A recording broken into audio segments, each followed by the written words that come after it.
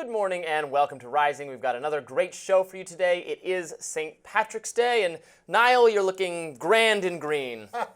Well, I had to make some sort of effort for the National Day, after all. I don't see any green attire, Mr. Suave, for the occasion. I don't mean to offend anyone. I didn't realize that today was actually St. Patrick's Day. I celebrated it, like many people, on Saturday at a great number of bars. I'm glad to hear you marked it in some way. Yes, indeed. Well, on a sadly more serious note, I guess we should get to the news. What is on your radar, Robby? Well, I think you're going to agree with this one, Niall, so here we go. Now, here on Rising, we discussed the case of Mahmoud Khalil, the Columbia University graduate student and anti-Israel protester who was detained by ICE. We've discussed this many times. Now, I've reflected on the situation, and I wanted to state my views for the record unequivocally.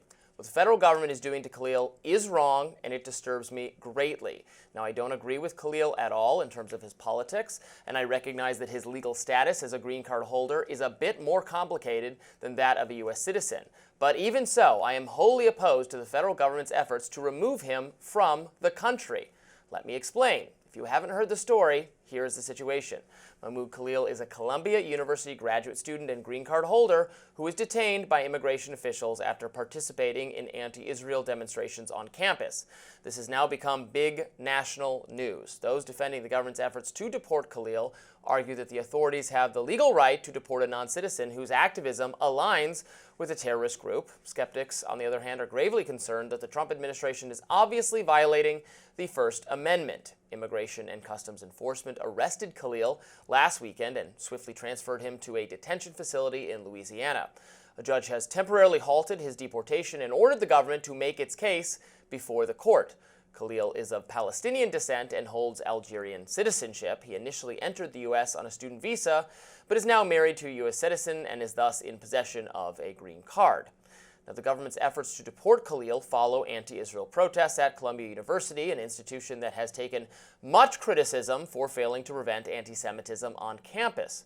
Pro-Palestinian students recently occupied a campus building. Khalil is a prominent activist on behalf of the Palestinian cause and was said to be negotiating with the campus administration on behalf of the protesters. President Donald Trump has instructed the State Department to take aggressive action to remove, quote, foreign visitors who support terrorists, and Secretary of State Marco Rubio has indicated that, quote, we will be revoking the visas and or green cards of Hamas supporters in America so they can be deported, end quote.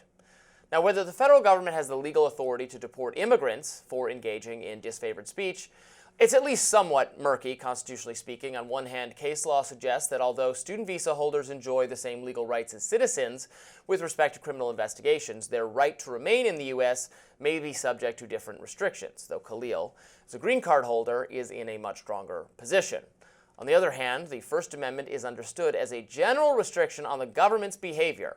As the Volokh Conspiracy's Ilya Soman points out, quote, the First Amendment's protection for freedom of speech, like most constitutional rights, is not limited to U.S. citizens. The text of the First Amendment is worded as a general limitation on government power, not a form of special protection for a particular group of people, such as U.S. citizens or permanent residents. Now, setting aside the constitutional issue, the detention of a student activist for engaging in what would clearly be considered First Amendment-protected activity under other circumstances is very alarming. If the State Department wishes to proceed with this course of action, the burden is on the government to sufficiently explain why Khalil should be deported. Authorities must persuasively demonstrate that his conduct crosses some very, very red line.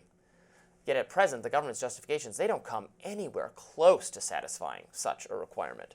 On the contrary, the official explanation for Khalil's detention is so woefully insufficient as to be laughable. Except, of course, this is not a laughing matter whatsoever. Earlier last week, the Free Press spoke with a White House official about the reason for Khalil's detention. The official said that Khalil is, quote, a threat to the foreign policy and national security interests of the United States.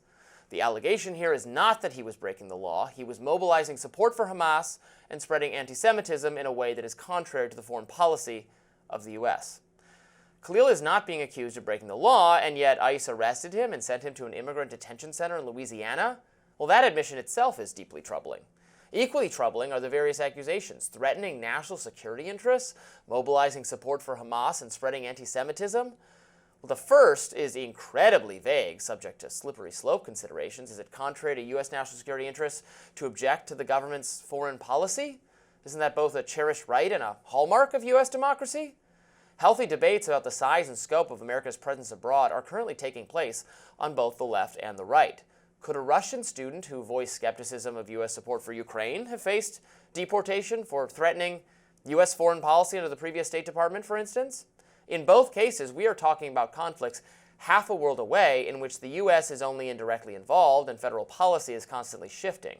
So how is U.S. foreign policy actually undermined by campus activism on this issue? I don't get it.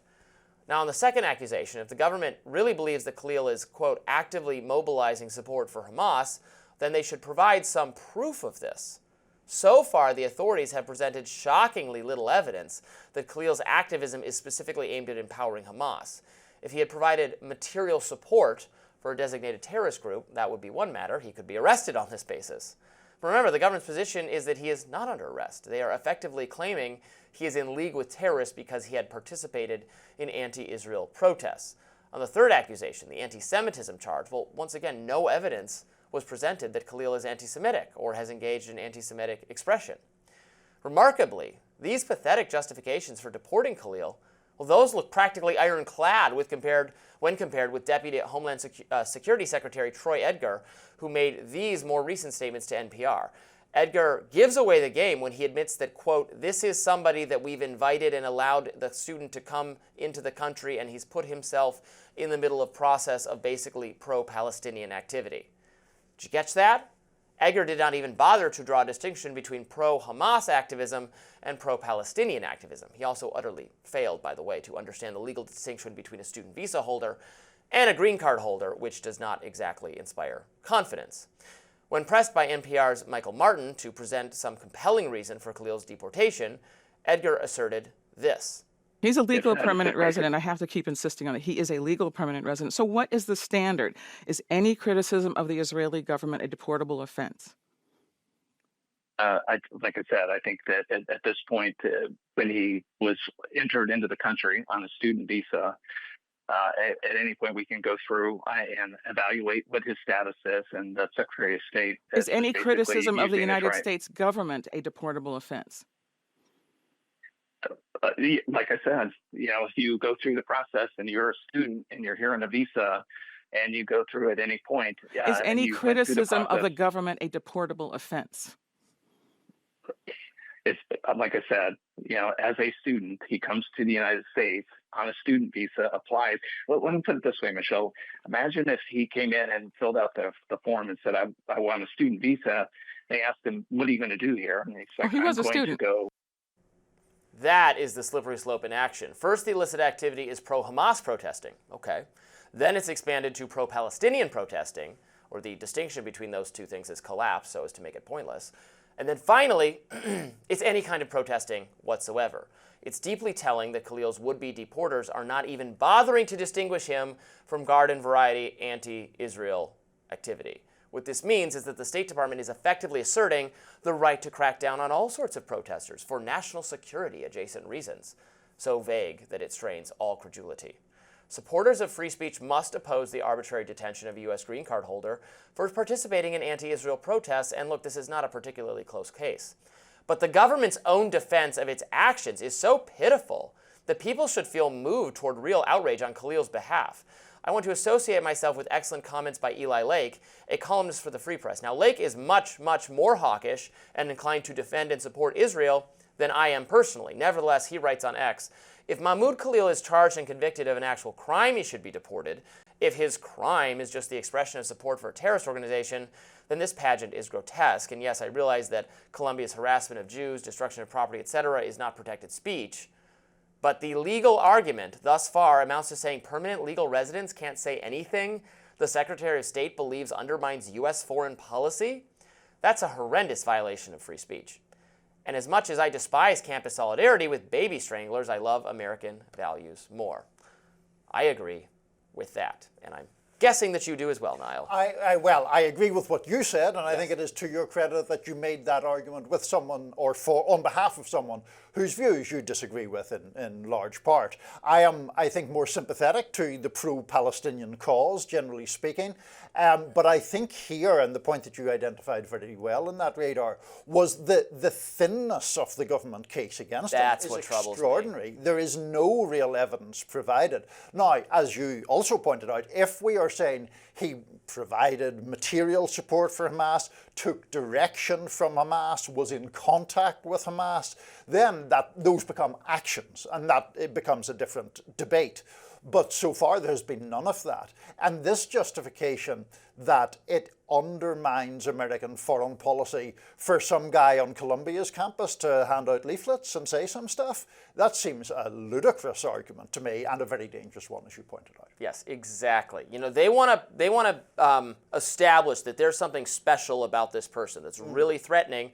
Okay, I'm all ears. Explain it to me. And they haven't done that, and they clearly didn't understand even in the first place that he has a green card. He's married to a U.S. citizen rather than just on a student visa, which we understand gives him more protection. Right. Now, it might still be constitutional to deport him. That's going to get worked out. But the fact that they didn't know that in the first place troubles me. And then the fact that they don't even bother to explain this in any satisfactory way. And they grab him and shove him, put him in a detention center. It's not even like, well, your status is expiring now in however many days because of you violating, and you have to get out of the country by whatever.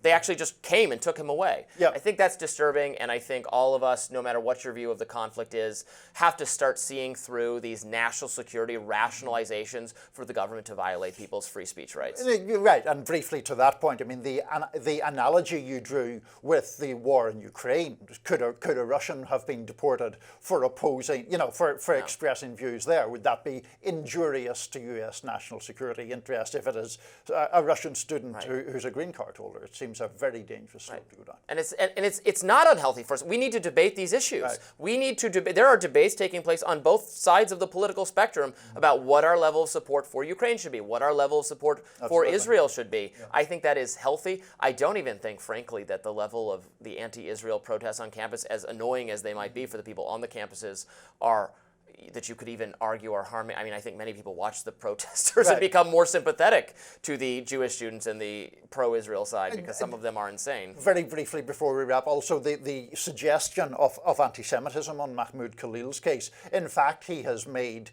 public comments, including on CNN, I believe, defending Jewish people, praising Jewish activists who are on his side of the question, and also, setting out his stall very clearly against anti-Semitism. Yeah. Well, we've got lots more to talk about today on Rising, including more deportations of people who have been alleged to be associated with Tren de Aragua. We will discuss and debate. Stay tuned for that.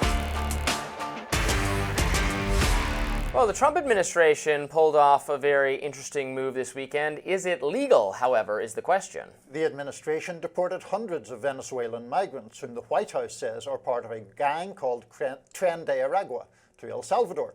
Trump signed an executive order Friday invoking the Alien Enemies Act of 1798 to carry out the operation.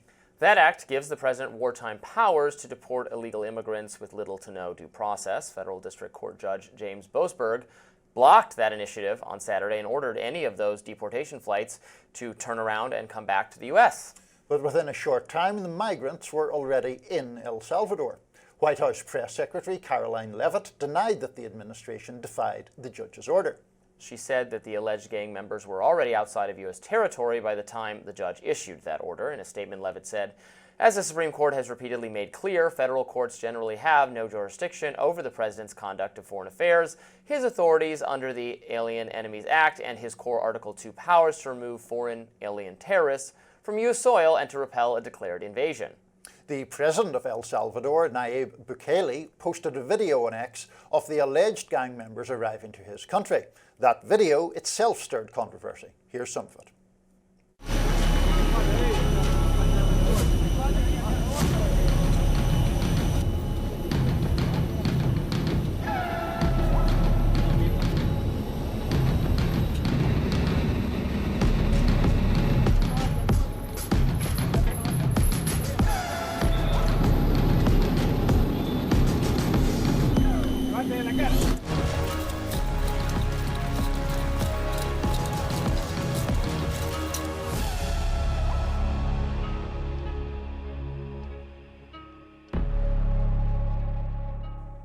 Bukele tweeted in part alongside the video, "Today, the first 238 members of the Venezuelan criminal organization Tren arrived in our country. They were immediately transferred to CICOT, the Terrorism Confinement Center, for a period of 1 year that is renewable. As always, we continue advancing in the fight against organized crime.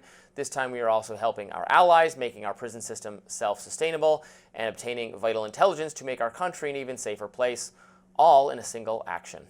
According to Axios, White House Deputy Chief of Staff Stephen Miller and DHS Secretary Kristi Noem orchestrated this plan, with few outside of their team knowing about it.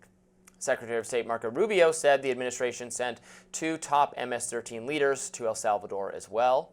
Trump wrote on Truth Social in part, "Thank you to El Salvador and in particular President Bukele for your understanding of this horrible situation which was allowed to happen to the United States because of incompetent democratic leadership." Others are raising the alarm, however. Attorney Mark Zaid, a recent guest on Rising, wrote on X, "Court order defied, first of many, as I've been warning, and start of true constitutional crisis, ultimately will lead to Trump impeachment proceedings." Yale history professor Timothy Snyder wrote on Blue Sky, "You don't know who we just disappeared to El Salvador. Think about that." Meanwhile, Congressman Wesley Hunt wrote over 200-plus criminal migrants were deported to El Salvador this weekend, but now a judge is trying to stop Trump's efforts. Why are activist judges fighting so hard to keep criminals in our country? What is their real agenda? I think this is going to be perhaps one that we disagree on, although who knows. I think that the big worry here is the Trump administration's defiance of court orders. There is some vagueness around the edges about aircraft in US airspace, are they not, etc. The bottom line is a judge ordered a stop to this measure and the Trump administration basically ignored him in some fashion. That seems highly worrying to me, and I think a broader point that I find very disturbing, Robby, is this argument, and it was partly made by Wesley Hunt there, we also see it made by Elon Musk frequently, that if a president is elected and a judge then rules against that president's actions, that is a frustration of democracy, a thwarting of democracy. It isn't. We are not electing an emperor, we're electing a president who is still subject to the laws of this country. And a judge intervening in that is entirely legitimate. Look, the Trump administration should comply with court rulings and should, if they don't agree with them, should go through the process of appealing them until it gets to a higher court that can rule on the issue. If they were ordered to turn around and got that order and just ignored it, I think that is obviously very, very, very bad. They should not do that. If they had already, and I'm not a constitutional expert, so maybe it is the case that the prisoners were already beyond the reaches of American law. They're being taken to a country that actually does want to receive them back. In this case, well, I noticed that not even the Trump administration is claiming that the planes landed by the time of the judge's order. They're making this two-pronged defense, one of which is the planes were outside of American airspace. Right. But then secondly, that there was no legal basis for the judge to make the order that he made.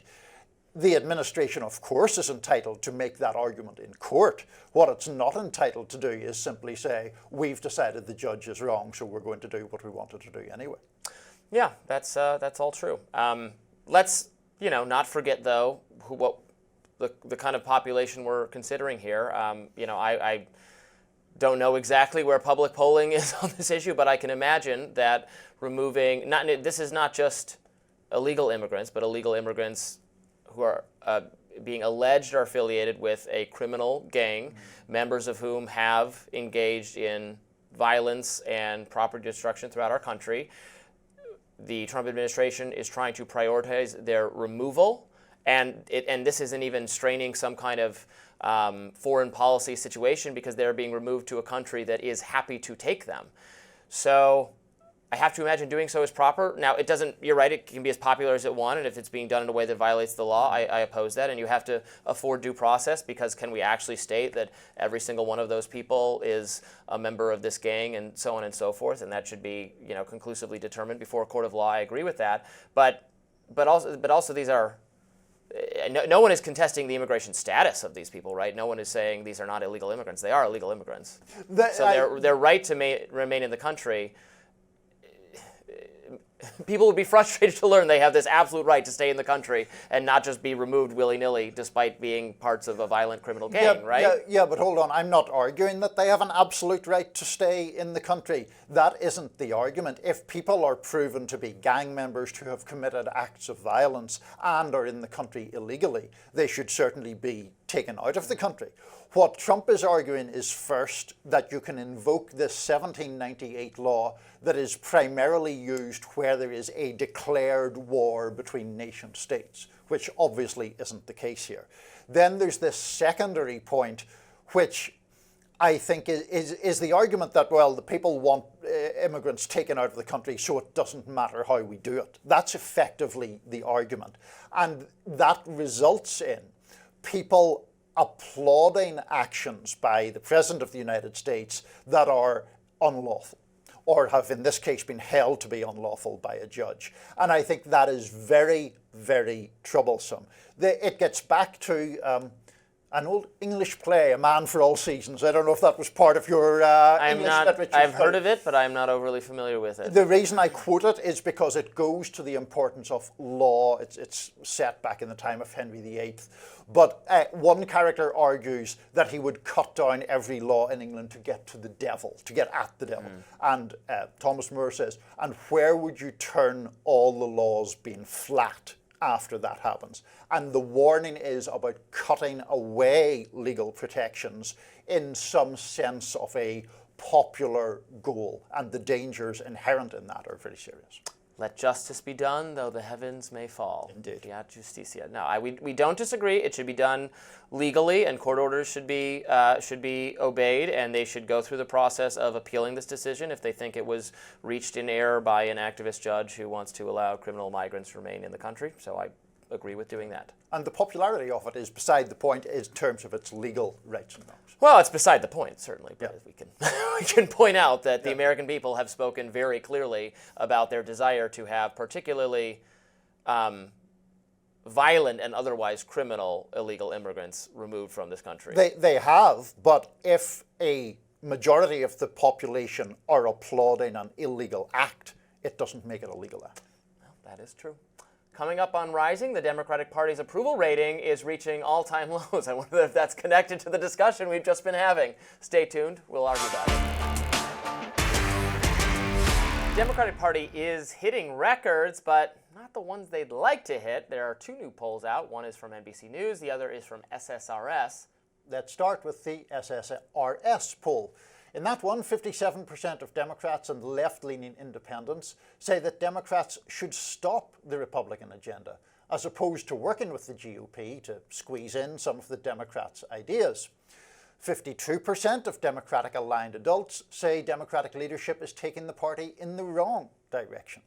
And 63% of Democrats have a favourable view of the party, while only 29% of the American people overall feel that way. The poll also shows that the overall Republican Party approval rating is at 36%. Then there's the NBC News poll. 27% of overall voters have a positive view of the Democratic Party. 65% of Democrats would prefer if the party stuck to their guns and not made legislative compromises. Last week, Democratic congresswomen like Alexandria Ocasio-Cortez and Jasmine Crockett blasted Charles Schumer for supporting the congressional spending bill. In an interview with the New York Times, however, Senate Majority Leader Chuck Schumer said he's still the right person to lead the party. While he conceded that he shouldn't be the only person leading the way, he told the Times, "I'm sort of like an orchestra leader, and there's a great deal of talent in the orchestra, and my job is to highlight all those talents and emphasize those talents." To further illustrate the disagreement within the party, Senator John Fetterman took some shots at AOC over the CR bill, telling The Hill, "I hope you can relay how little I care about her views on this. I'm going to stand on what I happen to believe is the right thing to do, but ask her what's the exit plan once we shut the government down. What about all the millions of Americans who are going to have their lives damaged?" Fetterman also criticized a Choose Your Fighter video that Democrats had uploaded on social media, calling that one bizarre. Crockett was featured in that video, and she had a response for Fetterman. What's your response to Senator Fetterman? he's not the one to talk about anything. I mean, this is a guy that doesn't seemingly want to own a suit. I'm not really sure. But I don't show up in hoodies when I'm going on the floor. Young Turks host Cenk Uygur wrote on X, Democratic Party's at 29% approval rating, Republicans are only at 36%. People in Washington are stunned. That's the least surprising thing to me. Democratic leaders were exposed as frauds in this election. People distrust both parties, can't stand either one of them. And that's been the case for a long time. It may be the case for a long time. Before we get into that, I want to come to your defense before the commenters start screaming at us. You were misled in the script in that Charles Schumer is not the minority majority leader. Yes, he's the minority leader. That, so yes. just we'll be clear. Yes, Democrats are out of power in every way. He does remain the leader of the Democratic Senate contingent for still some time, although there is such widespread frustration with him. I just saw it reported by the New York Times that he is pausing his book tour. He has a new book out that he's been advertising, that is going to be paused. I think he's reading The Room, and he is not trusted to lead the Democrats at this moment in time. Well, I think that's right, because I think he is someone who espouses or is emblematic of a fairly non-confrontational approach. And I think that is not what the Democratic Party wants right now. It's not what the Democratic base wants. Right. Right. I mean, they don't know what they want. They're figuring out what they want. There's certainly, I think, a difficulty in establishing a message. And it is one of my frustrations that people always say, well, the Democrats should just have a message. It's like, okay, so what? What is the message? But if you look at some of the more specific details of these polls, it's pretty clear that a lot of the Democratic popularity falling to such dire levels is because of dissatisfaction among that base. I mean, for example, among liberals, 32% have an unfavorable view of the Democratic Party. Among people of color, who are typically, as you know, a bulwark of Democratic support, 42% a negative view. Even among those who disapprove of Donald Trump, 47% approve of the Democratic Party and 34% disapprove. So those numbers are all, to me, saying that they don't feel that the Democratic Party is putting up an assertive or muscular enough fight against the Trump agenda. People who are more sympathetic to the Trump agenda obviously don't want that, but within the Democratic Party, that is the view. Well, that illustrates the difficult position they're in, because they could go harder, they could fight more resolutely, although they have very little ability to actually fight because they don't have the power. Right. So they could do more performative opposition. They could step up the rhetoric. They could be, holding or organizing rallies. They could do all those sorts of things. That would make, yes, the liberal activist base, a significant number of people, more happy. I think their fear is but then they also have to bring in, because their coalition is just not large enough. So how do you bring in, Trump people who are disaffected with what's going on, and they think, well, if we're just really dial up the anti-Trump rhetoric, and we're just, oh, he's so awful, he's deporting people, it's so bad. They worry, knowing, as we discussed earlier, that doing more on immigration is what brought him to power. So if they rail against how evil that is, will that actually bring more people to the Democratic side?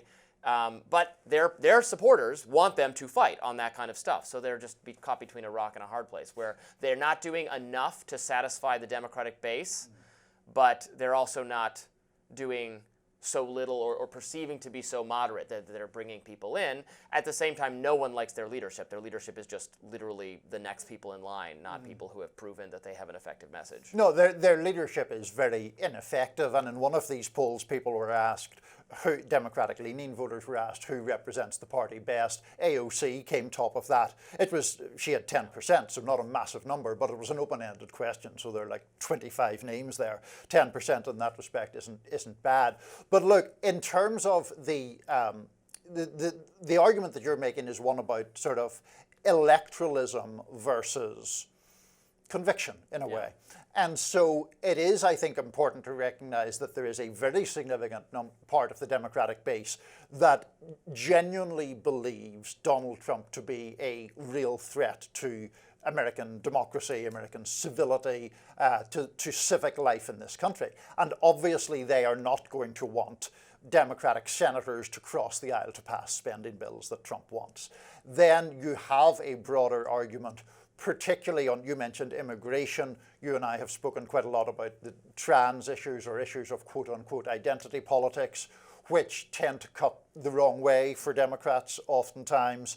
And so the question is, what is the fiery but popular approach? I have made the argument before that I think an economic populism, a greater or frankly more left-wing economic policy and a dialing down of some of the cultural stuff would be more effective, but that's a debate for the Democrats to resolve. But should they have let the government let the spending bill not go forward and let the government shut down? Because to my mind, I think that would have been a stupid idea on their part, because their whole message right now, to the extent they have a message, is about the chaos of how the alleged chaos, I don't view it as chaos, but a little bit of chaos, that Elon Musk and Donald Trump are doing to fire lots of federal employees and shut down lots of departments. And they're saying that it's just so irresponsible to do it this way and let this happen. Oh, but yeah, we're perfectly willing to let that happen too. I think that would have undercut their message so substantially. To the extent any of this matters at all, that seemed to me like not a good idea. Given their specific, what their beef is right now with the administration, the big one is various aspects of the government shutting down, federal employees losing their jobs. They were going to be responsible for that exact thing happening. And they could argue, well, it's really Republicans' fault because we don't like the way they did the bill. That's getting into the weeds. I think it would have been a bad mistake. I think it would have been difficult, and this is the difficulty I think that they're in when they literally don't have the votes. AOC's theory was if you'd voted it down in the Senate, you could have brought the House back into session, past a 30-day It's not going to happen. And then renegotiate the thing. And there's no reason to suppose that Republicans would vote for that. So a lot of the schisms in the Democratic Party right now are fundamentally rooted in the fact that they don't have the votes, certainly in the House, to thwart Republicans. And therefore, you get into this difficulty of leaning on the Senate filibuster to do it. Dubious.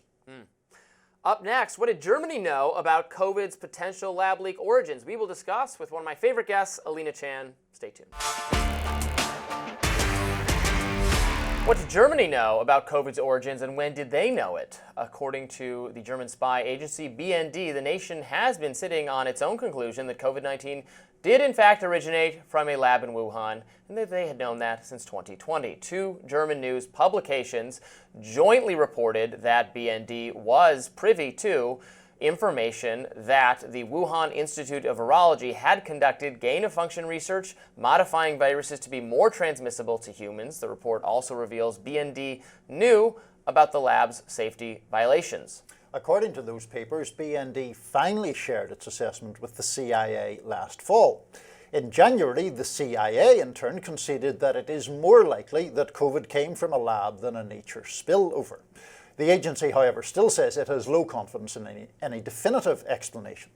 Now, the New York Times published an op-ed over the weekend titled, "We were badly misled about the event that changed our lives." And that not only acknowledged that there is, quote, no strong evidence ruling out a lab leak, but that there were attempts made to squelch legitimate debate on that point.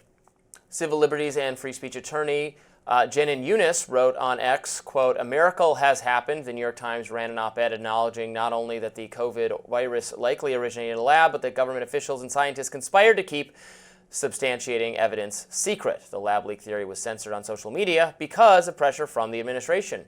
We shouldn't have done it. Chris Martinson posted, quote, "I despise writing in the passive voice to try and blunt the message, so I rewrote the New York Times headline. Yes, COVID came from a lab. Yes, Fauci and many prominent Western virologists conspired to hide that from the public. No, nobody has been arrested." Joining us now to weigh in the latest revelations is Alina Chan, a Boston-based scientist and co-author of Viral, The Search for the Origins of COVID-19. Welcome back to Rising, Alina. Thanks for having me. Yeah, we always love talking with you, and I saw you just commenting on social media that, usually in cases of massive horror and death and destruction that maybe the government had some knowledge of or should have worked harder to prevent, or we should just kind of try to understand what's going on. There's usually an independent investigation. Has that happened in this case, and is the reason there has not been an independent investigation because the U.S. government or its own health advisors will become like they look complicit in what happened? So I think this was laid out very clearly in the New York Times opinion piece, that it wasn't just that the US couldn't investigate. It was actually that leading scientists and politicians in the West, in the US and Europe, were shutting down the lab leak hypothesis as a conspiracy theory. So it wasn't that there was no means to investigate, it was that the scientists were telling us not to investigate, they were telling us it was case closed, that no lab-based scenario was plausible. And you have yourself, I believe, written for the New York Times, making the case, responding to people saying, well, we'll never know, I guess we need to move on with our lives, saying that actually a substantial investigation looking at aspects of COVID's origins could provide new insights into how it came to be, could shore up one of the major theories that it's not true that we have to just kind of shake our heads and say, oh, well, we'll never know. Yeah, so we're saying in the case of even plane crashes, you do an independent investigation. The nuclear and chemical accidents, you do an independent investigation. But in this case, the US and German intelligence agencies have assessed a very likely lab leak that has caused this pandemic and killed millions of people. And there's no independent investigation, no accountability, still no independent oversight over such risky research. Last month, a top research journal published more of the same type of risky pathogen research done again at low biosafety levels. So there has been no responsibility taken by the scientists or the research funders of such experiments. Yes, that's so key to point out that this same research continues, even though the consensus is, we still don't know for sure, but that, there are more FBI, CIA, Energy Department, organizations throughout the world. We now know that Germany had this conclusion for years, and yet the research continues under the same kinds of lax safety standards. Correct me if I'm wrong. It's not even, I frequently say, well, if this research absolutely must be done, could it be done in Antarctica or on the moon or something? Why does it have to be done by scientists in a Chinese lab that have misled the world? Yeah, there certainly have to be higher standards, and there are many ways to make this work safer without banning it outright, because there's a strong biodefense angle to it, and it's really hard to stop virologists from doing it because they all think they're saving lives or contributing to biodefense. And so what has to be done is the work should be centralized in an isolated location, like you said. Maybe not such harsh locations, but somewhere very, very nice. Somewhere very nice for the scientists to go spend half the year, quarantine well before coming back to the rest of civilization. Nice tropical island. Yeah, a nice tropical island, the best food, chefs, everything, all provided, everything provided for them there. They go there every year for their annual, risky experiments, and then they come back to civilization, right? So I think that should be done. That's a cost worth paying to protect billions of lives. Because imagine if COVID-19 had been much more severe, like the 2003 SARS outbreak, which killed 1 in 10 people. Imagine if COVID-19 killed 1 in 10 people. Like, how much of civilization would be left standing today? Alina, I just wanted to circle back to something you said at the start about the suppression of genuine debate on this issue, because of course it's not only about this German report, although that is very striking. I noticed on social media you were noting that a journalist for the New York Times, at the time he subsequently left, Donald McNeil, was actually seeking information really quite early on about whether it was at least viable or plausible that a lab leak was responsible for COVID-19. And scientists who had written a key paper basically tried to shut him down, even though it appears from some of the emails that they kind of knew he wasn't so off track as they would suggest publicly. Is that a fair way of characterizing that? Yes, so that New York Times journalist said that he had been a victim of deception. So he had been deceived by these scientists. And if you look at the Slack messages that these scientists exchanged that were obtained through subpoena, they said of this journalist that they said he's very credible, but like every reporter can be misled. They said he's got it right. Let's not tell him. So these guys knew that the journalist was right, that you can't tell whether this virus had come from a lab, and they deliberately misled him. So, I mean, this is all laid bare in their personal exchanges. It's been obtained through subpoena. It's available freely to the public. So and that journalist at the New York Times said that it was because of this deception that the entire New York Times coverage on this topic was corrupted for the whole year, that they just dismissed the lab leak out of hand because these leading virologists had misled them. And once Don McNeil left the paper, the lead coronavirus reporter for the New York Times afterward was, I believe, Apurva Mandavili, someone who I criticized quite frequently, and I said specifically about the lab leak theory, posted on Twitter and subsequently deleted it. So maybe she changed her mind about the wisdom of posting that, but saying that its origin was a racist conspiracy theory. And I saw an analysis the other day from Vinay Prasad saying that she was an outlier, actually doing a statistical analysis in how much of an outlier her coverage was in terms of needing corrections to the factual assertions she made. Yeah, but we've seen from this pandemic that the experts are often wrong, and not necessarily because they're lying to us all the time, but because they're figuring things out in real time with us. And so sometimes during the pandemic, they really wanted to appear very confident so that people would trust the science and follow the science. And this has backfired repeatedly with masks, with vaccines, with the origins, like all sorts of parts, even airborne transmission. It backfired on the experts who insisted, for example, that if you get a vaccine, you'll never get COVID-19 again. And so people have completely lost trust in these scientists as well as the reporters who carried water for them. And it wasn't just one reporter at the New York Times, there were several reporters, all just nonstop carrying water for the scientists, insisting even in the absence of evidence that their claims are correct. And I'd like to note that the news reporting section of the New York Times is separate from the opinion section. And so on Twitter, for example, you're seeing a lot of people piling on the opinion section writer today and yesterday about this piece. I think you should direct your energy and your criticisms to the correct reporters, the ones who carried water for these scientists who claimed that it was a raccoon dog that gave us COVID-19. Yes. Alina, before we let you go, I just wanted to be clear, because it's so easy sometimes to overgeneralize these arguments or these observations, and frankly, you have a lot more knowledge of the science than I do. What is your level of confidence or certainty that this did emerge from a lab versus the competing theory? I think I am aligned with the German intelligence as well as the FBI in the US. So the FBI is the only intelligence agency in the US that reached an assessment with moderate confidence. And they assessed that with moderate confidence that this came from a lab. And so what I mean with moderate confidence is that it's actually quite high confidence. It just means that they don't have direct proof. So if they had direct proof, they would be high confidence already. And that is what we're all missing. We don't have the direct proof. But if you look at all of the circumstantial evidence right now, the most obvious answer, I would say, is the lab leak hypothesis, that these scientists followed through with the plan that they laid out in 2018, put a furin cleavage site into a SARS-like virus, and boom, in 2019, there was a SARS-like virus with a furin cleavage site causing an outbreak in their city. And to date, all of the hundreds of known SARS-like viruses, none of them have such a furin cleavage site. So it really is begging the obvious here. And I think the scientific community has to just move forward with this. Just assume that the pandemic was started by a lab leak and take measures to prevent it from happening again. Thank you so much for joining us. We really appreciate it. Thank you. Coming up, what is Sarah Palin up to? We will discuss her efforts to hold the New York Times accountable and whether that frustrates or violates attempts to protect free speech. We'll discuss. Stay tuned.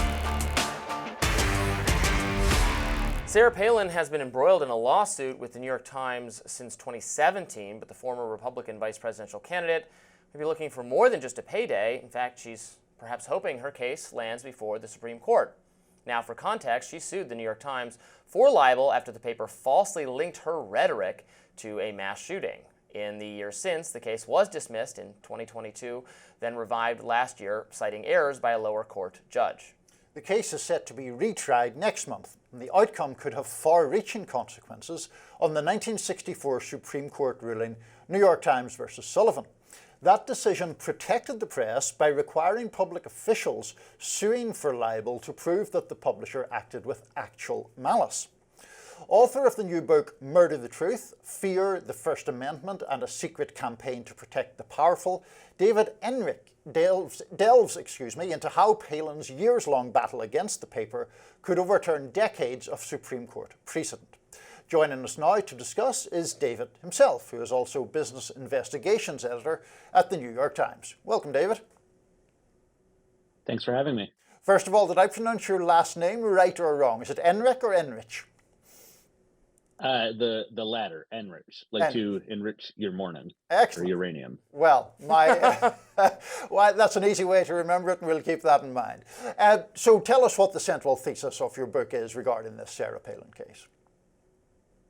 Well, the central thesis of my book in general is that there are a lot of very rich and very powerful people out there trying to shut down critical coverage of themselves in the media or just among normal citizens who speak up on social media or in any other forum. And the Palin case is interesting to me in part because she has seized on litigation against the New York Times, not only to kind of shoehorn herself back into the national conversation, but she and her lawyers have dreams of maybe one day her case makes it all the way up to the Supreme Court and becomes a vehicle to overturn New York Times versus Sullivan, which protects the rights of all people, including journalists, to speak freely and investigate and interrogate people who hold power without fear that making an innocent mistake or getting a fact wrong will subject them to kind of being sued into oblivion. And so the Palin case is kind of this unlikely vehicle because she has lost at trial. She has lost on motions to dismiss, but the case keeps getting sent back for retrials and reconsideration because of some errors by the federal judge presiding over it. And, you know, I think it's anyone's guess whether how this goes. The trial's supposed to restart for the second time next month in April, and it will be very interesting to see if it unfolds the way it did the first time when the jury fairly quickly ruled in favor of the Times and against Palin. Yeah, I mean, you say innocent mistake. Obviously, the issue for viewers is that there was this editorial that said there was a clear and direct link between the graphic published, I think, on behalf of a political action committee for Palin with the bullseyes over certain districts, that there was a clear and direct link between that and the shooting of Gabrielle Giffords, something that by the time they said that had been known for years to be not the case, that this had not been seen by the shooter, that his motives were not at all connected to that or are even really coherent in a political agenda-driven. That's totally way. right. Yeah. So now, look, I'm like yourself, a big free speech person. I'm kind of skeptical of libel and defamation overall. Niall and I argue about that all the time, and the court determined this doesn't meet the definition of libel. But it's a rather sympathetic case for Palin, is it not? Not from my perspective, no. But look, I'm biased. I work at the New York Times, and I recognize and acknowledge that bias. I mean, look, the Times definitely got it wrong. We published an editorial. This is before I even worked at the paper, for whatever it's worth, and we got some facts wrong, or we made some kind of incorrect insinuations and assumptions. And within like 12 hours, don't hold me to that. Something like 12 hours or 15 hours of the editorial being published late at night. It was corrected. The Times apologized for it. But it's not up to me or to you or anyone else to say whether that meets the definition of an innocent mistake. That's for a judge and a jury to decide. And a judge and a jury did decide, and they both agreed that this did not fit the definition of a case that a public figure like Sarah Palin should be able to win. Now, as we said, that case, it's being sent back for a retrial. And so we'll see what the jury has to say. But the idea behind New York Times versus Sullivan and some subsequent cases is that it's important that journalists and everyone else have the ability to aggressively scrutinize, criticize, interrogate people who hold a lot of power in our country. And if they are fearful that a simple mistake that they do not intend to commit, but they do anyway, is going to open them up to litigation, that the concern that the Supreme Court has repeatedly articulated over the years, and that I happen to agree with, is that can create a real chilling effect and lead journalists and members of the public, regardless of their, politics, whether they're right, left, center, somewhere else, to have a chilling effect and lead them to pull punches. And one of the things I spent a lot of time doing in the book is highlighting how this is not something that doesn't just protect journalists, it protects everyone. And there's a very rich history, fairly recently, of this protecting conservative voices, conservative activists, conservative journalists. So it's really not, the New York Times is obviously, I think in a lot of people's eyes, this kind of bastion of liberal media. Again, I don't quite see it that way, but I recognize that is the perception. But it does not just protect the New York Times, it protects anyone who wants to speak out in public. David, let me broaden this conversation, because as Robby mentioned previously, he and I have disagreements about this that cross peculiar lines. And as you can tell from my accent, I grew up in a place that has stricter libel and defamation laws. And sometimes I'm not generally all that eager to defend Sarah Palin herself for various reasons, but the paradigm that you and most journalists in this country believe, which is that that this is a protection offered to fearless investigators in the media so that powerful people can be held to account. It seems to me to confuse a few things, or at least have some debatable contentions, because whether it's the New York Times or Fox News or MSNBC or CNN, the media itself has very considerable power. And should the bar be as high for people in public life to sue for defamation? Should you have to prove actual malice, which is often a near impossible standard to meet, when in fact the media can do people very legitimate wrongs by factual errors that would be, on the other side of the Atlantic, held to be defamatory? Well, look, again, I'm biased here. I definitely think the answer is yes. I guess reasonable people can disagree about that. There are a few things I would, respectfully disagree with in how you just described that, though. I mean, first of all, people who are trying to weaken New York Times versus Sullivan or overturn it like to say that it is it sets a nearly insurmountable bar to winning cases, but that's just not true. I mean, there are many cases very recently where public figure plaintiffs have successfully sued news outlets on both the right and kind of the mainstream media for defamation. And there's CNN just got sued and lost in a case down in Atlanta. Fox News was sued for its role in lying about the 2020 elections by Dominion. It lost. And there are a whole lot of other cases kind of over the years that illustrate that while it is a high bar, it is not an insurmountable one. But in any case, I mean, to me, the question isn't about the protections that the New York Times or CNN or Fox News deserve. It's because, look, we all have big legal departments. We have, relatively speaking, a lot of money and a lot of experience dealing with this. To me, this is much more about voices that do not have that backing. And again, it's voices on both the right and the left and anywhere in between.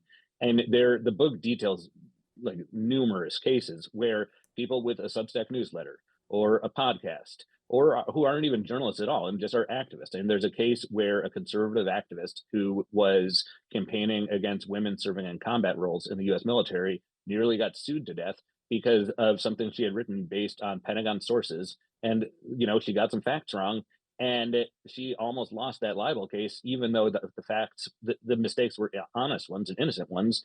The report that she published had a very negative impact on a female fighter pilot in the US military who sued. And because of New York Times versus Sullivan, this conservative activist, her voice was protected. And again, I've seen that over and over and over again, generally not with, mainstream, like national mainstream media outlets that people on both the right and left like to see in kind of highly politicized terms. This is much more often affecting local journalists who work for like a town newspaper or independent journalists who have a Substack newsletter and make the mistake about writing something negative and nasty about like a local business or something. And that to me isn't about the power imbalance. There is actually the opposite of what you're describing. It's often that the powerful local interests that they are writing about are the ones with the power, whereas the journalists or the kind of community activists and whatnot are the ones that are on their own and getting just sued into oblivion by people with a lot more money and resources than they have. Yeah, despite being the right-leaning duo in this debate, I largely agree with you, and I tell people in conservative circles that they always imagine this, or the ones who want stricter libel standards or whatever, they imagine that that's going to be bad for the mainstream media. But the format in which so much right-wing thought is succeeding now, right? Podcasts, Substack, alternate platforms are very free-flowing and unfiltered, are the exact kind of things that under a standard by which it was easier to sue people for speech, that this whole ecosystem would be under I think even graver threat than the mainstream ecosystem. We unfortunately have to leave it there, but it sounds like a really fascinating book. Thank you for coming on Rising to talk about it. My pleasure. Next up, billionaire versus billionaire. We'll fill you in on what that means. Stay tuned. Democrats love to use the term resistance to describe their efforts against President Trump and his initiatives. Another line of attack amongst those on the left is that Trump and his billionaire pals are taking over the country. What if the truth is that the real battle is not between the people and the billionaires, but the billionaires versus the billionaires? That's the premise of Gabe Kaminsky's recent piece for the Free Press titled Inside the Trump Resistance, funded by the ultra-wealthy. He starts off by describing a meeting between former Biden and Harris staffers. These staffers discussed a project called Families Over Billionaires, which is meant to lead public pushback against GOP tax cuts for the wealthy. Mia Ehrenberg, the spokesperson for the initiative, told the Free Press that the project was teaming up with grassroots organizers to spread this message. But, Kaminsky writes, in fact, like a surprising number of Trump 2.0 resistance pop-up groups, Families Over Billionaires owes its existence not to small dollar donations from ordinary Americans or to grassroots organizers, but to a single entity, the consulting firm Arabella Advisors, which oversees a massive dark money network bankrolled by the super rich and aligned with the Democratic Party. Here to discuss more is Gabe Kaminsky himself. Welcome to Rising. Thanks for having me.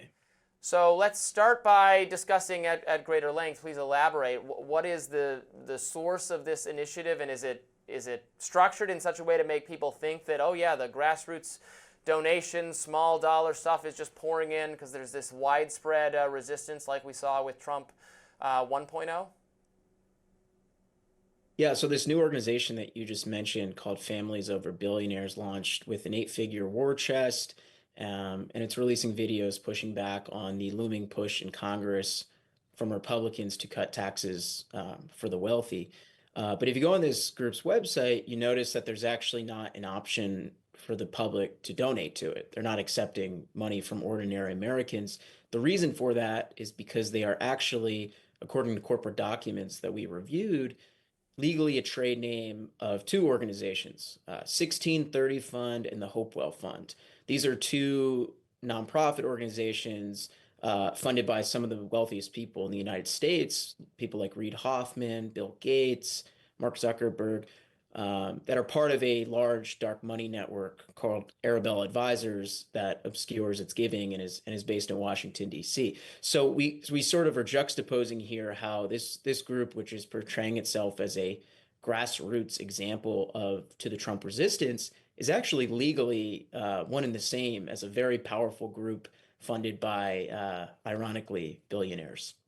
So look, I mean, I am sympathetic, to say the least, to the argument that there's too much money in politics, generally speaking, and we've had, between Robby and I, had this debate numerous times, and I've always said that I don't think billionaires should have as much influence as they do on American politics, regardless of whether they lean to the left or to the right.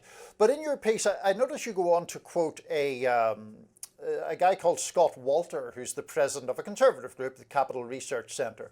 And in the piece, he says the resistance is almost pure astroturf, not grassroots.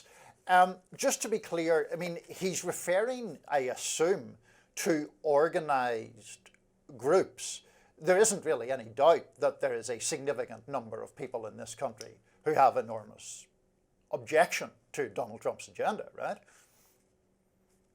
Yeah, absolutely. I think that, you hit the nail on the head there. So of course there's people, there was a new poll that just came out. There's, I believe most of the country, there was not a favorable opinion right now of how the Trump administration is going right now, right? And so Families Over Billionaires and groups like it could very well be representing, public concerns with things like tax cuts and some of the more right-wing policies of the Trump administration. But I think what our piece outlines really well is how this group and others like it, it's important context for people to be aware of as they're saying, claiming to represent ordinary Americans. They are, in fact, funded by billionaires. And by the way, this is not something particularly distinct to this administration. We could look at the last Trump administration, the Biden administration, and see certainly that there were conservative organizations launching lawsuits and filing things like ethics complaints with the federal government or Congress that all were connected to, sort of right-wing networks, particularly a network shaped by conservative activist Leonard Leo. And there's been a big clash in Washington, D.C. between this conservative network shaped by Leo and the Arabella Advisors network. Conservative activist Leonard Leo actually shaped his right-leaning funding network based on Arabella Advisors. So this is not necessarily new, but it is representative of how few and not often are groups actually grassroots, particularly when there's a lot of money involved and they're advocating against administrations. Well, and is that really what you're doing here? I mean, it's turnabout is fair play. I remember going back to even the Tea Party movement. What was that? 2010, et cetera. So much reporting in the mainstream media about how this was all astroturf and how what you're really seeing is large moneyed financial interests. In particular, that's when everyone became aware of who the Koch brothers are, and I always have to disclose every time we bring them up that I've worked for organizations that have certainly taken money from the Kochs in the past. So make of that, whatever you will. But that was those were major stories in the mainstream media all the time about the level of funding by wealthy people of this activist scene, of legal challenges, of the things you're describing. And I think what you're doing, correct me if I'm wrong, is saying there's also a lot of that on the Democratic side as well. Oh, absolutely. And at the Free Press and in my prior job at the Washington Examiner, a lot of my reporting has focused on Arabella Advisors, and it's something that often gets ignored in legacy media outlets just surely because of you can read stories about families over billionaires or groups like it. They just happen to often leave out sort of the important context. And I think for right or for left, either of these examples, I think it's relevant for people to, certainly be aware of the actual power players behind these groups, just because it's not to say, oh, they're, discounting their arguments inherently. It's just, transparency certainly is important when they're calling themselves grassroots, I think. And tell us a little bit more about Arabella Advisors. You do go into it in your piece about some of the people who have funded it. Correct me if I'm wrong, Bill Gates was among those mentioned, a number of others. So just tell us a little more about its workings and what it does. Yeah, Arabella Advisors is a consulting firm based in Washington, D.C., and it handles administrative management and takes large fees from about 6 nonprofit organizations that are also based in D.C. and actually share a physical address in Washington, D.C. with Arabella Advisors. Now, the reason this organization, I think, is particularly notable is because all those nonprofit funds, groups like New Venture Fund, 1630 Fund, which is one of the largest Democratic political action committees, spends hundreds of billions of dollars to support candidates. These nonprofit groups, in turn, through an arrangement known as fiscal sponsorship, sponsor hundreds of trade groups across the United States that essentially are particularly difficult to track as far as their financial funding because they do not have to file financial disclosures with the IRS. And so what that means is that groups like Families Over Billionaires, or previously a group called Unrig Our Economy, or Americans for Tax Fairness, or Rural Victory Fund, all of these groups on their face appear, grassroots and individual, and certainly they might have their own staff, but they are all one and the same, legally speaking, as the Arabella managed nonprofit groups. And so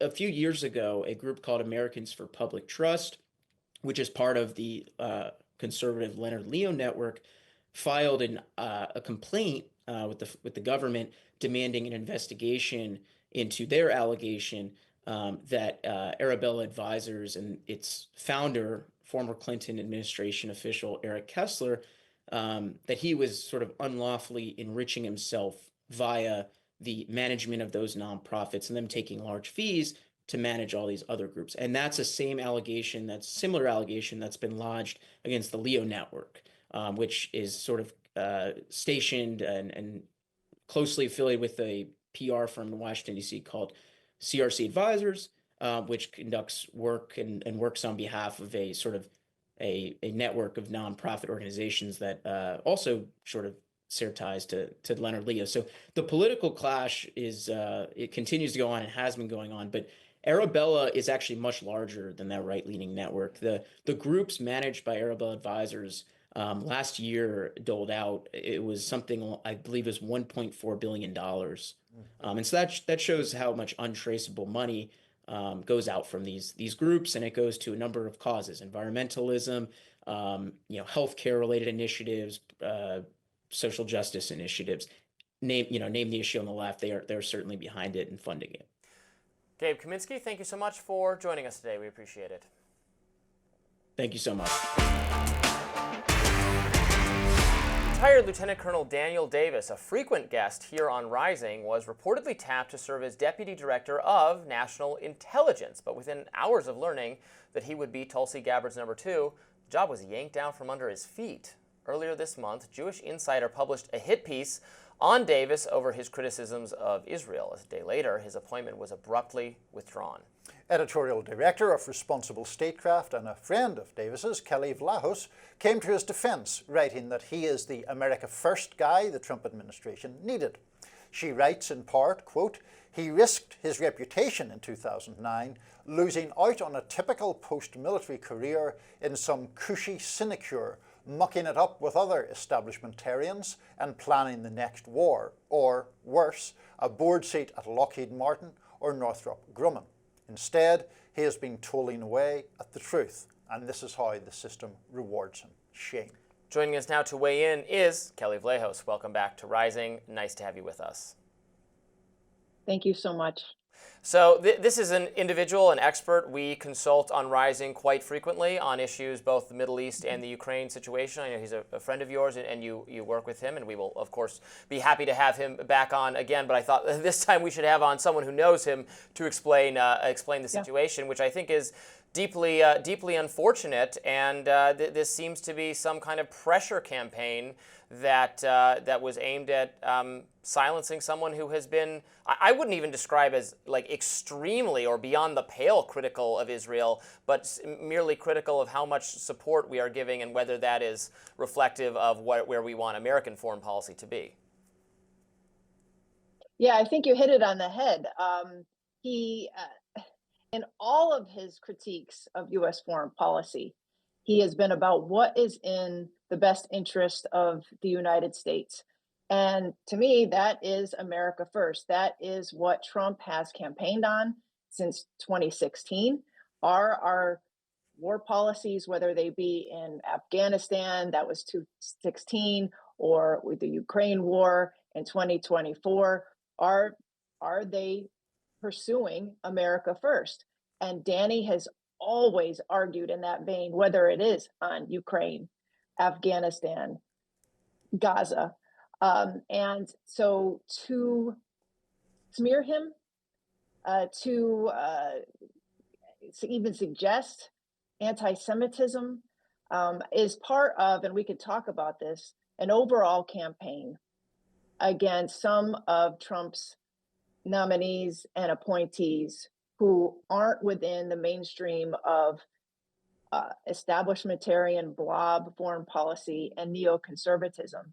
And so there's been an effort to strike out against these folks, including Danny. And I have to say, this was the easiest column that I have ever written in my life, because when I saw what happened to him, and knowing him the way I do, and as you know, having had him on your show and interviewing him about various national security and foreign policy issues, you know that he's a truth teller, that his positions, his perspective come from a wellspring of experience and deep passion for this country.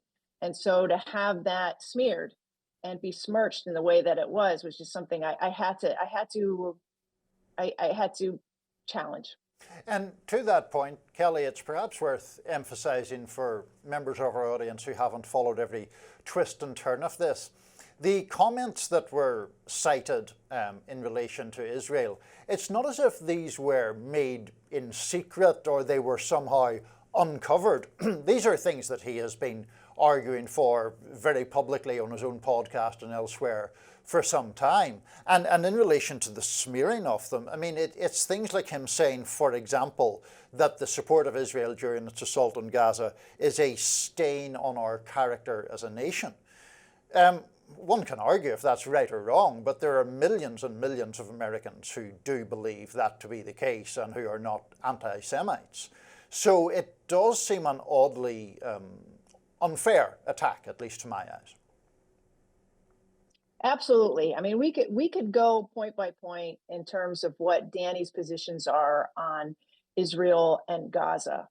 But when we're talking about a position at the Director of National Intelligence under Tulsi Gabbard, who had fought for that position and was confirmed, we're not talking about somebody who has to be in absolute lockstep with every single position within the Trump administration. You want somebody who is willing to tell the truth, who is willing to engage in all perspectives about a foreign policy issue, approach, strategy, whatever. What we're getting from the Jewish Insider, which wrote the initial smear on Danny, and others, there's also a piece in Tablet magazine that came out over the weekend, is this idea that because Danny wasn't lockstep, that somehow he would have been a nightmare for this particular position.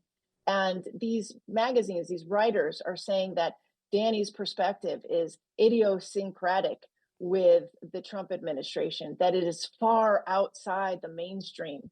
Now, I will argue that it is not. But even if he did have different perspectives, isn't that what you want in an intelligence role? Is you'd have different and competing, not just perspectives, but just views on some of these issues, particularly as fraught as Israel-Gaza, as Ukraine, as what's going on in Latin America and the Middle East. And so this idea that that the Trump administration must only have loyal soldiers and people who only think in a monolith is an anathema to what what I would say would be a healthy foreign policy and national security approach. And that's not what these magazines are suggesting. They're suggesting that everybody has to think the same about everything. Exactly, and let's be clear about how this happened, right? He was obviously, the Trump administration, it seemed, I don't know exactly how this process of selecting him worked, but it seemed like that they were happy to have him, perhaps for exactly that reason. I agree with you that a team of rivals style politics that incorporates different perspectives is very healthy. Then what clearly happened is people who want a universally across the board pro-Israel foreign policy at any cost, and and I say that as someone who has been very supportive of Israel on this show, but has questions about what level of support is actually in the best interest of America and the American people. That's a question that millions of Americans have on both sides of the political spectrum. Republicans have these questions, Democrats have these questions. Anyway, his nomination gets tanked by Jewish Insider speaking up, by Senator Mark Warner, a Democrat, calling him utterly unqualified for this position. I wonder if Democrats have not apparently gotten the message at all that their own base is frustrated about how they have handled the Gaza issue and still want to, be seen as being as maximally pro unrestricted military action by Israel in Gaza as possible. And so that's what makes him unqualified, is thinking that maybe there should be an end to this violence and destruction. Maybe the American need to support it is at some point exhausted. That is the view that is beyond the pale. It's really awful that that's the case. Yeah, and I mean, and as I suggested earlier, that this was part of a broader campaign against many of Trump's nominees and appointees. So in those articles that I mentioned, the Jewish Insider and Tablet and a few others that have been sharing them on Twitter, they bring up Mike Domino, who is in the DOD under Hegseth. They bring up Elbridge Colby. They bring up Dan Caldwell. Well, what do all these guys have in common? They're from the realist and restrainer wing of the conservative base. They're an up-and-coming group of foreign policy analysts who are very America first, but have been critical of our policies in Ukraine and Middle East and in other places, and that they have spread our forces too thin, that they have engaged us, the United States, in regime change wars that have actually backlashed and boomeranged against us. They have been critical of the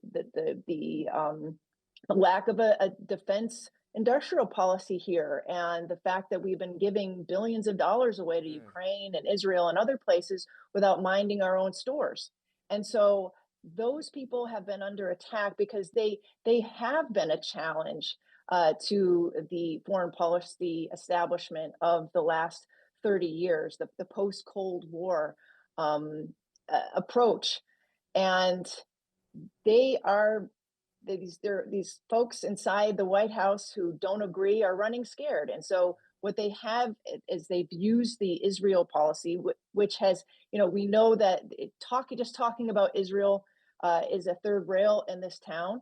And by smearing them and suggesting that they are anti-Semitic or they are weak, we haven't even talked about Iran. That's another area in which they've used they've used a smear against these folks because they haven't been willing to go full throttle into a war with Iran and have vocalized that. And that's also been used against them. And so, yeah, they've been trying to find new ways to pursue foreign policy, more diplomatic, God forbid.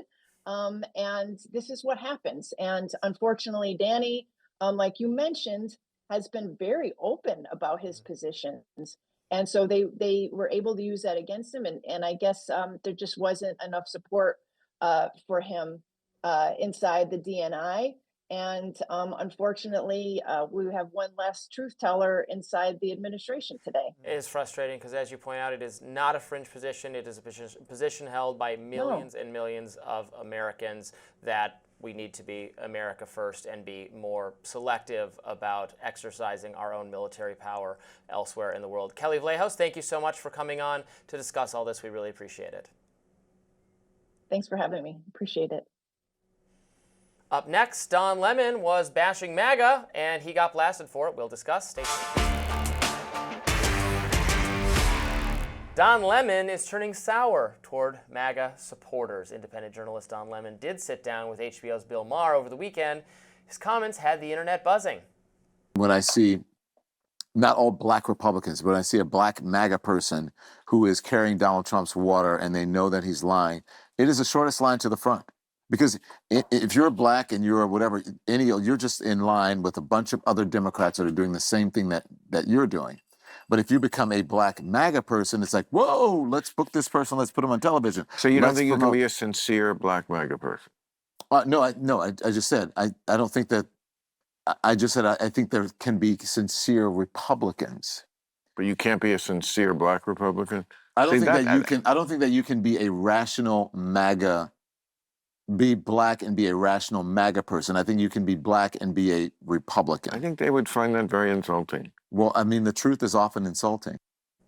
The former CNN anchor also had a word for Trump's supporters as a whole.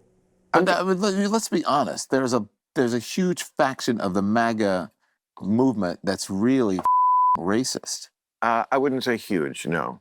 I'd say partly. I would say huge. Yeah, okay. Well, we have different perspectives. I would say huge. And even if they're not, you have to overlook a lot of that in order to support Donald Trump, which I think is maybe even more egregious than just saying I'm a racist. Many people blasted Lemon on social media for making these comments. News Nation's Chris Cuomo wrote on X, was he high?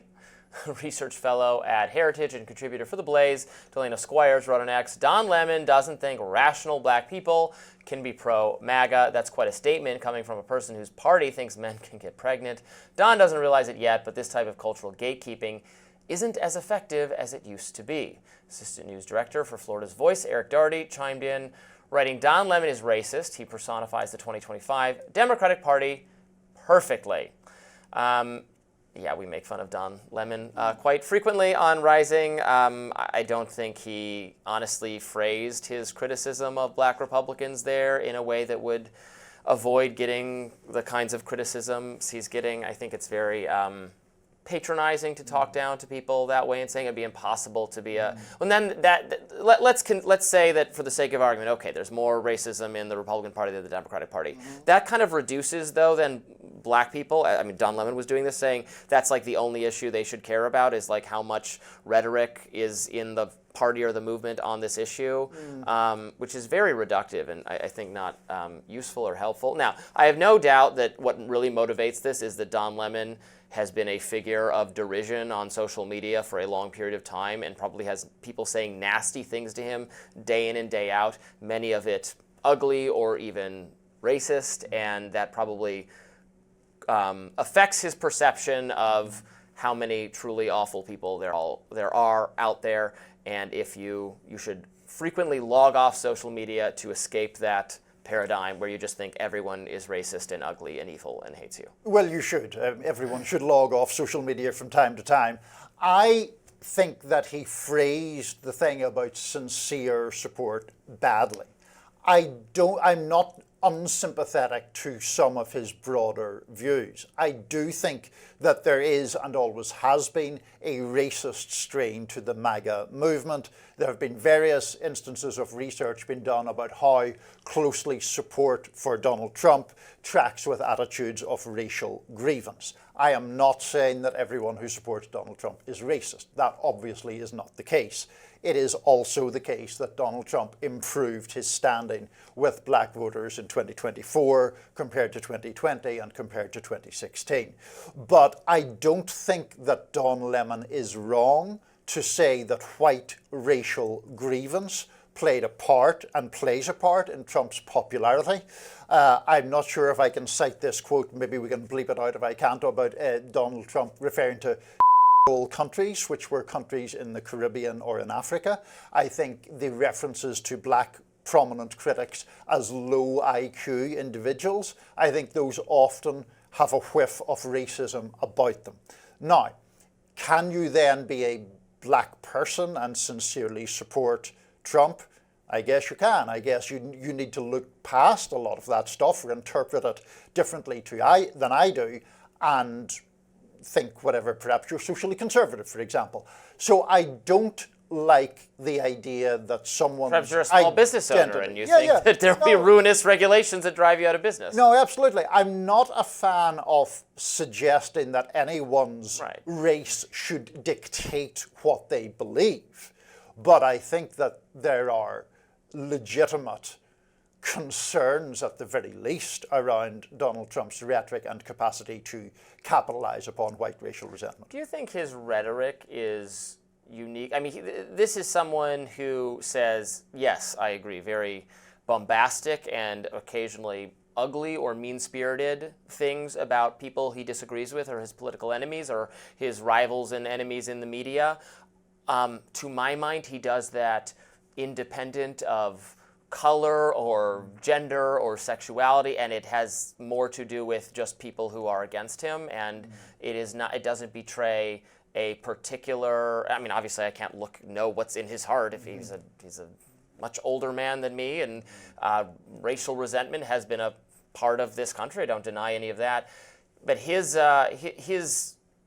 rhetoric, which he's criticizing, is what is presented as evidence that he harbors some kind of racial animus, to me always just seems totally all over the place and not directed at one specific racial group. Well, what about I won't repeat it because I don't want us to reuse the bleeper, but what about that comment about, I mean, how does it happen that none of the countries that he defines in that disparaging term are majority He's trying to conquer countries? Canada right now. He's trying to... Yeah, but he doesn't use that language about it. I mean, he says this stuff about it being that it would be better for Canada. That is not what he says about Haiti, for example. I think that it is completely valid to hold out the idea that he does, in fact, betray a racial animus.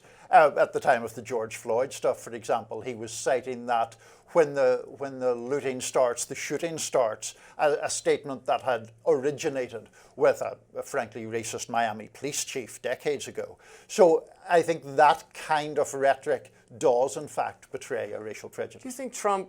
I didn't know the origins of that phrase. You're telling me that phrase has a racist origin? Yeah. See, I had no idea, and I suspect he didn't either. It's not... I don't think it's racist on its face. You shouldn't have said it. You shouldn't talk about shooting people who are looting, but then there's a racial... Like, are the people...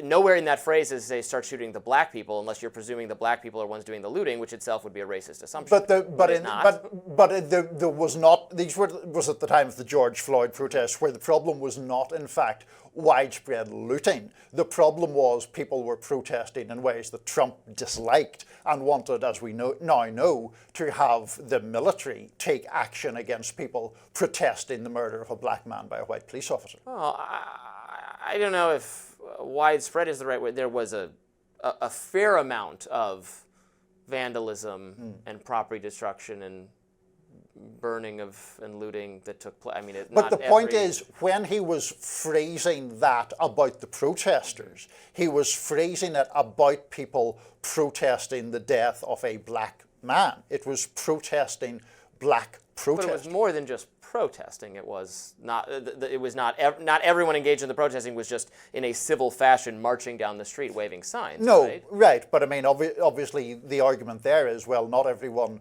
on January the 6th was having a civil protest outside the Capitol. Some of them were attacking police officers, and he pardoned all those guys who were, to my knowledge, all white. Well, or Latino. Okay, but.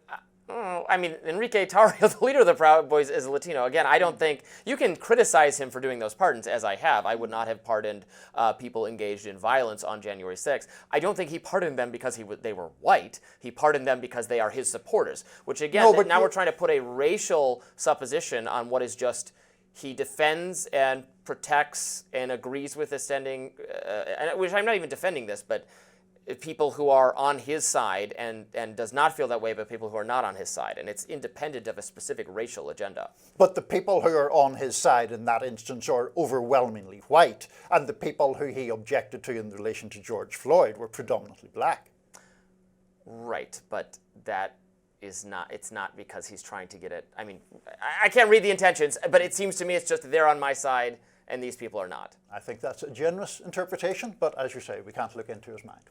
That does it for us today on Rising. Please be sure to like, share, and subscribe so you never miss any content. And for those of you who like to listen while on the go, now available anywhere you can listen to podcasts. See you tomorrow.